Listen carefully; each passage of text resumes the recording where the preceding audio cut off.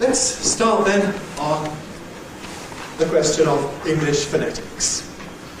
That's what you've come here to study. Some of you haven't done anything at all before in the area of English phonetics.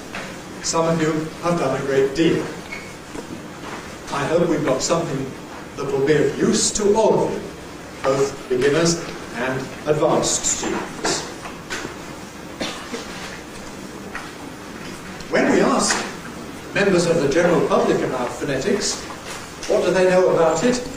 Well, very often what they think of first is phonetic transcription. They have seen various funny letters.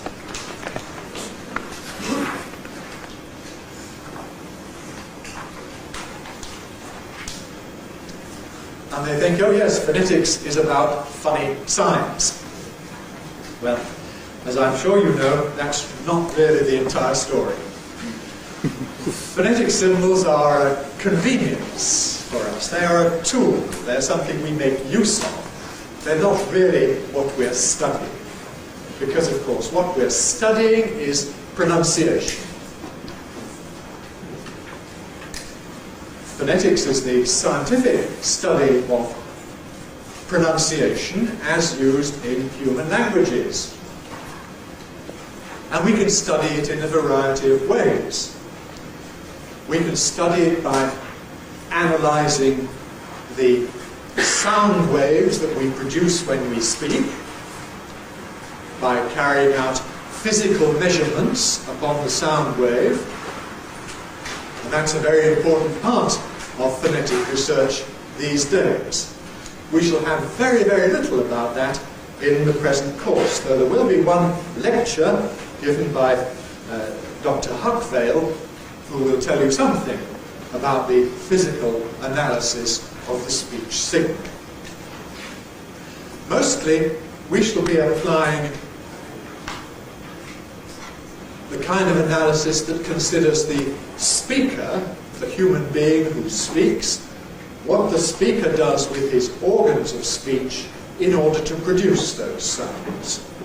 So we shall discuss with you the organs of speech and the movements and postures of the organs of speech which are used in order to produce particular speech sounds.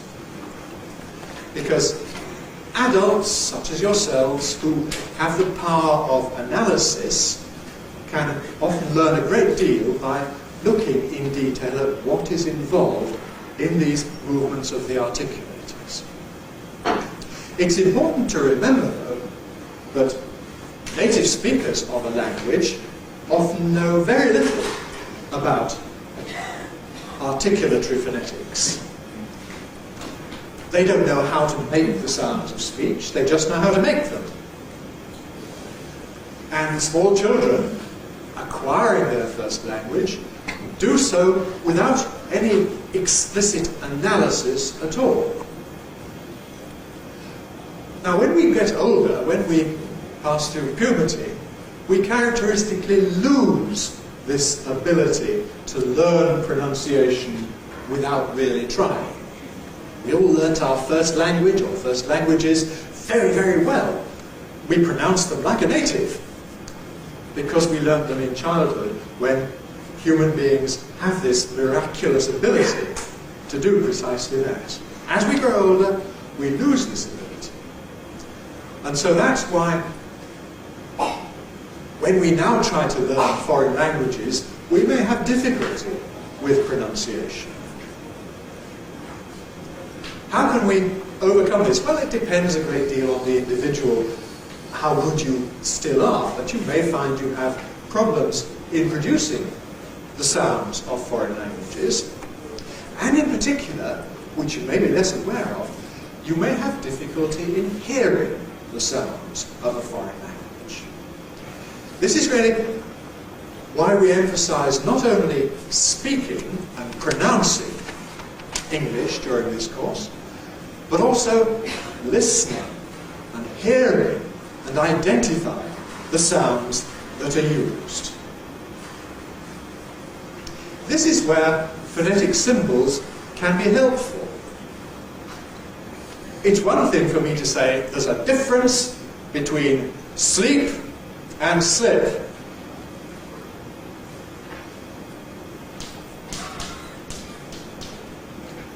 If I tell you not to sleep on the floor, that means you should sleep in a bed. If I tell you not to slip on the floor, that means it's just been polished. You must be careful not to fall over.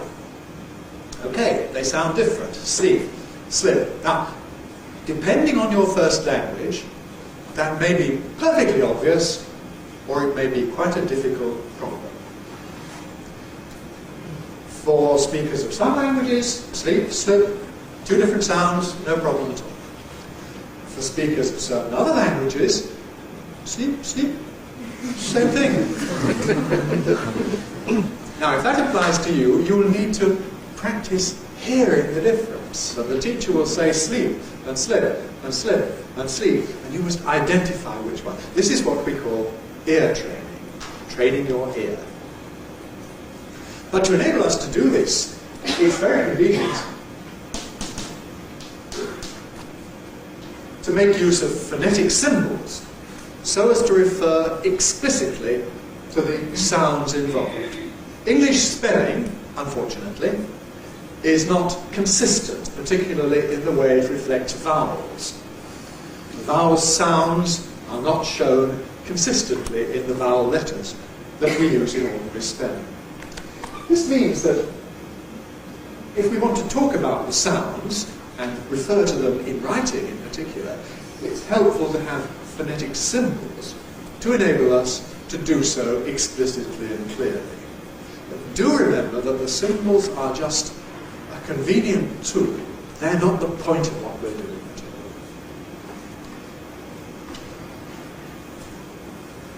all. Your teachers may give the vowels numbers as well and call this number 1 and number 2, and then you have to say, if I say, don't slip on the floor, was that number 1 or number 2? Which was it? Don't slip on the floor. 2, okay. Don't sleep on the floor. 1. Don't sleep on the floor. 1. If we do it in special, slow, easy style, don't sleep on the floor. 1. Don't slip on the floor. 2, yes. If we say it at normal speed, don't sleep on the floor. 1. Here's another problem, you see. You learn in the classroom in a special, almost artificial way, where everything is done slowly and clearly. I'm trying to talk that way at present, slowly and clearly, so that everybody can follow. But of course, if I speak like this, which is my normal rate, then no problems.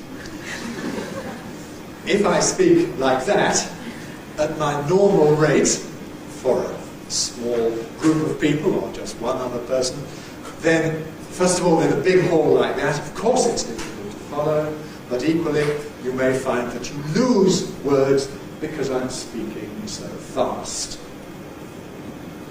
Well, obviously, everybody can improve their ability by just being exposed to spoken English, by practicing listening. The more practice you have, the easier you find to grasp what is being said. But again, there are certain phonetic characteristics of connected speech. Words in connected speech are not necessarily pronounced in the same way as they are when they're said in isolation. So again, one of the things that we shall be doing with you explicitly is considering the special characteristics of connected speech. What happens? What happens to the pronunciation of words when we put them together into a sentence?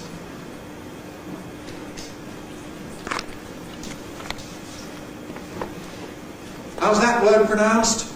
And. Okay, we can transcribe it and. How do we say it in real life? Well, a number of ways, yes.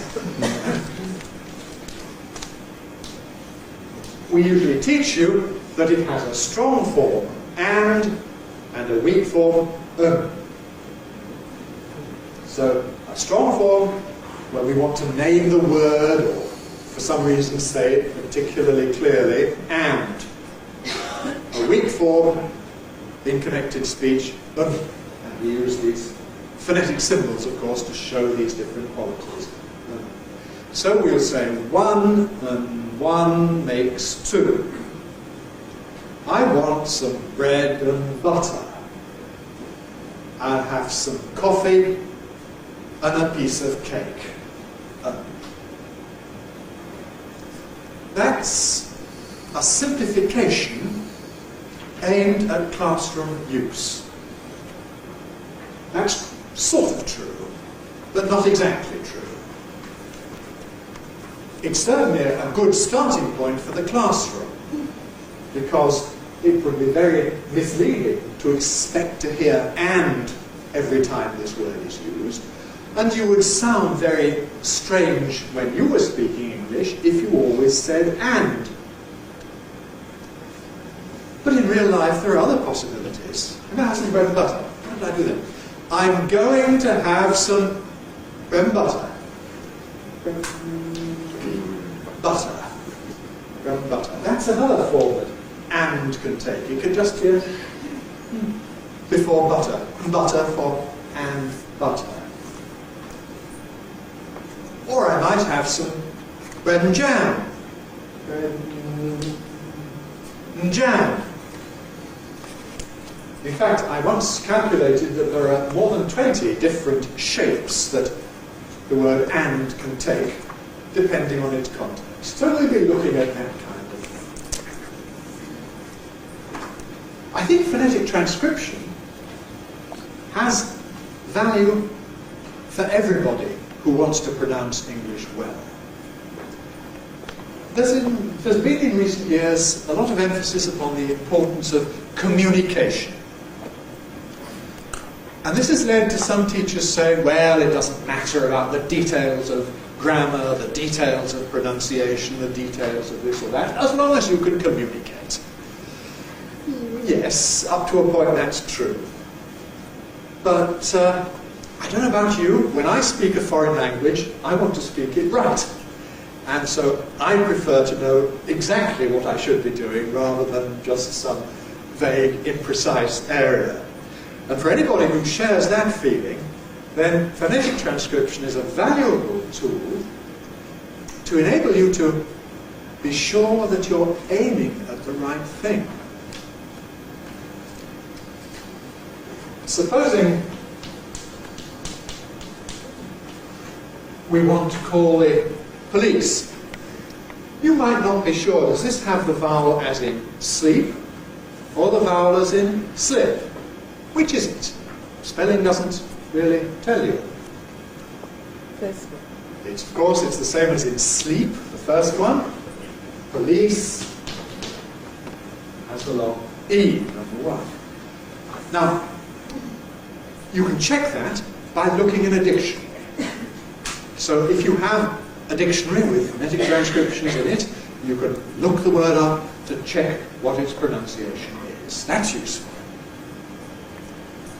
Secondly, we can give you dictation exercises made up of real words of English where you have to write them not in ordinary spelling, but in phonetic transcription, so that you can recognize what the words are, but you also recognize what the sounds are. Thirdly, we can give you exercises in doing phonetic transcription. This means we give you a passage in ordinary spelling, and we ask you to turn it into phonetic transcription. Well, you could look up each word in turn in a dictionary. Then you might be more or less correct, providing you took account of features of connected speech. But of course, in real life, you don't have a dictionary to hand all the time. So it's useful to get a feeling for this and to practice doing transcription to make sure that you're aiming at the right thing. I'm repeatedly reminded how important this is because we set examinations in transcription to students. We had an examination this year which included this first sentence. The students had to transcribe it. You might like just to have a look at it and think how you would transcribe it. Don't necessarily do it now, but have a little think about it. Well, it's been awfully obvious, yeah, hasn't it? I'm going to show you some of the examination scripts that I received, and you can criticise them.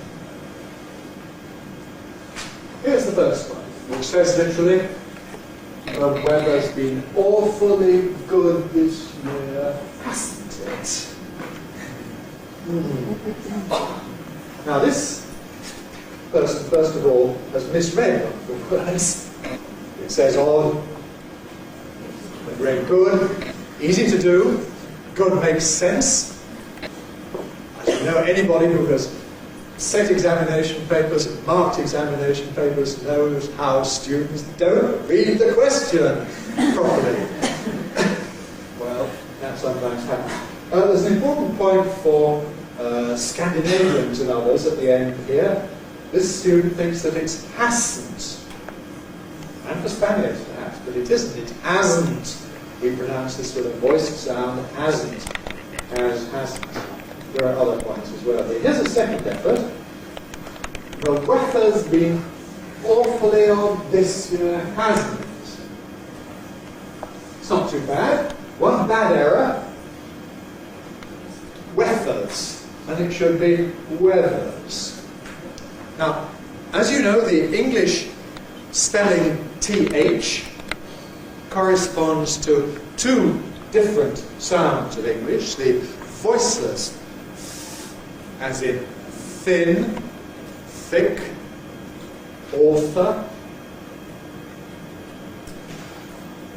mouth, and the voiced, as in this, that, brother, smooth. Well, the word weather, really, has got the voiced one. Weather. This may be news to some of you. Maybe some of you haven't ever thought about this. So we will teach you how to detect voicing by placing your thumb and finger on your vocal cords outside, larynx, and practicing where you can feel the vibration, where you can't, and then alternating and practicing getting the difference. And you can also get it even better by covering your ears with your hands. You don't need to do it now, but when you do this exercise, of course, you have to do it aloud, so then you get the effect inside your head. Here is one of the best students, but he or she wrote, the weather's been awfully odd this year, hasn't it? Well, one misunderstanding there, the word weather. This person thinks it's pronounced weather. Well, it isn't, not weather, it's weather. Perhaps misled by the spelling with EA. And of course, we do need a stress mark on hasn't. The weather's been awfully odd this year, hasn't it? Only one mistake there, really, of any importance. This. No, we don't say this, we say this. And it remains voiceless this year.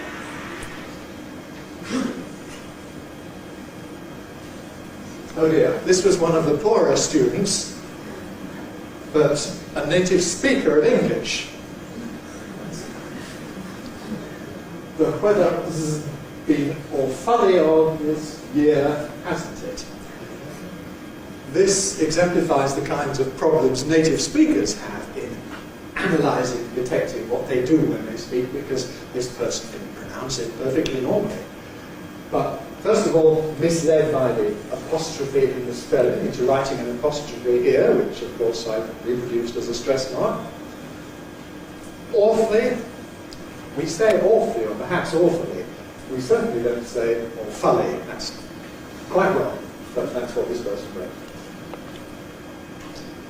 Here's another good student. The weather's been awfully odd this year, hasn't it? Well, this student's making a big effort to get phonetic features of connected speech, and that's certainly possible.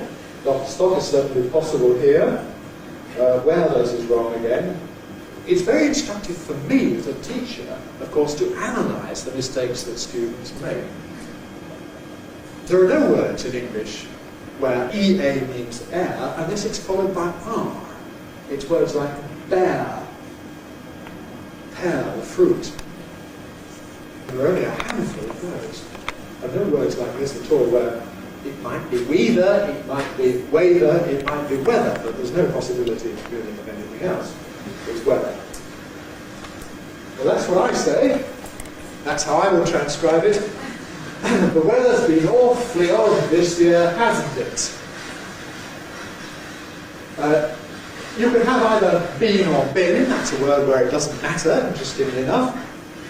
So, been is acceptable. The weather's been awfully odd.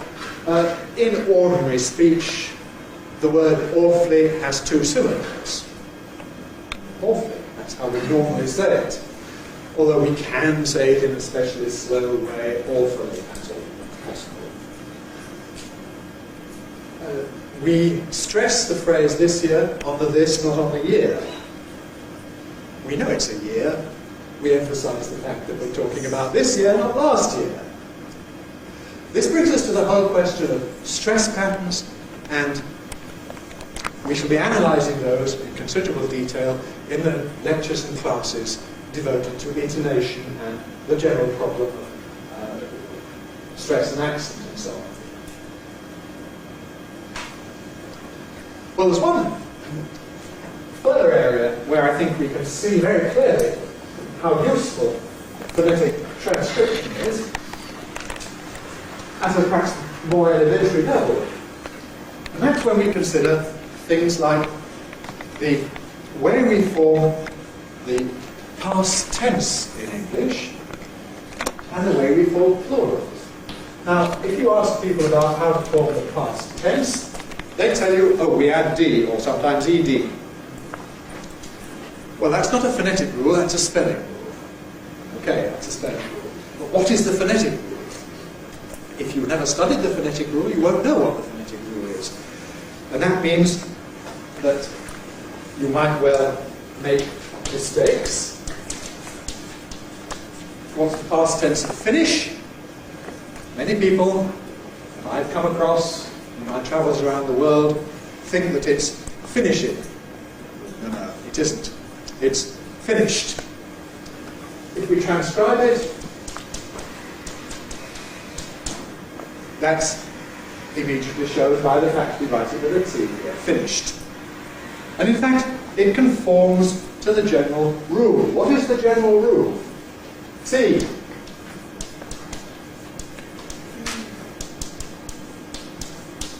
After a voiceless consonant, miss, I missed it, laugh, I laughed, stop, I stopped. D after a voiced sound,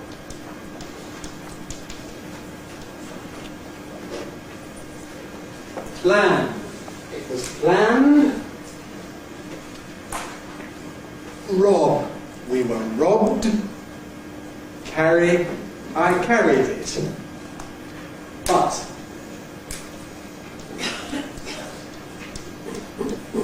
id after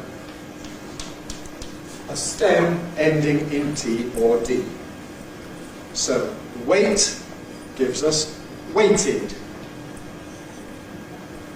Grade gives us graded. Paint gives us painted. Plant gives us planted. And that's how we form the regular past tense, past participle. Finish into the voiceless sound. Shh. So, according to the rule, it's finished. Advanced students will know of a handful of special exceptions which aren't past tenses but adjectives, words like wicked and so on. Yes, that's a separate chapter. Okay, there's the rule for the past tense. What's the rule for the regular plural or possessive? Spelling with S. Now, think if you know, what is the regular rule to make plurals? Well, depends upon the phonetic analysis of the sounds involved. After a voiceless sound, we have an S sound, that's cat. The animal gives cats. Lip gives lips. Laugh gives laughs.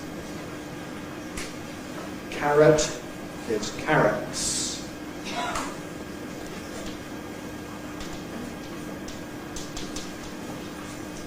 Z after a voice sound. Thing gives things. Love gives loves. Go gives goes. Dog gives dogs. Notice this actually applies not only to the plural but also to the possessive and also to contracted is. The dog's doing it. And to contracted has. The dog's run away. But again,